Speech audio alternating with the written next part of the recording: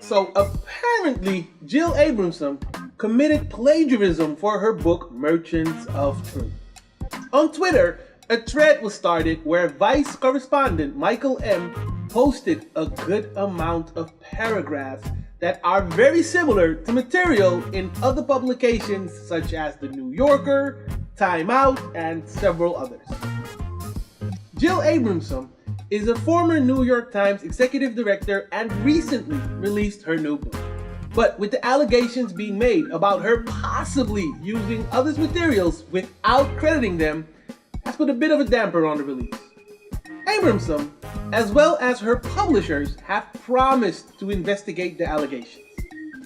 Merchants of Truth is a critique on the world of news reporting and mainly focuses on the two well-known newspapers, The Times and The Washington Post, as well as Vice and BuzzFeed.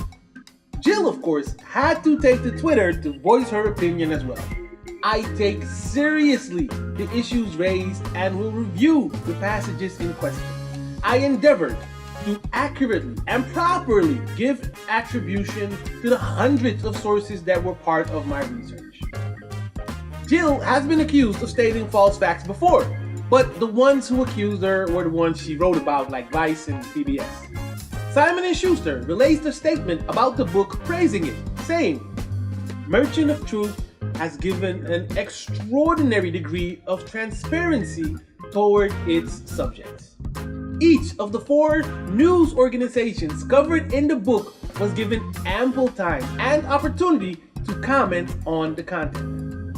And where appropriate, the author made changes and corrections. If upon further examination changes or attributions are deemed necessary, we stand ready to work with the author in making those revisions." Jill also went on Fox News where she denied the allegations of plagiarism, saying, "All I can tell you is I certainly didn't plagiarize in my book, and there's 70 pages of footnotes showing where I got the information." John Stillman assisted Jill in writing her book, and she gave credit. John Stillman assisted Jill in writing her book, and she credits him with helping her research for the book. Stillman is a freelance journalist who refused to give a statement. Jill Abramson wrote for The Times and The Wall Street Journal and several others before she became the first female executive director in 2011. She was fired 3 years later due to her frequent clashes with fellow staff members, and she is currently teaching creative writing at Harvard University. The pride of a writer should be the ability to create new words. Perhaps she had writer block for some parts.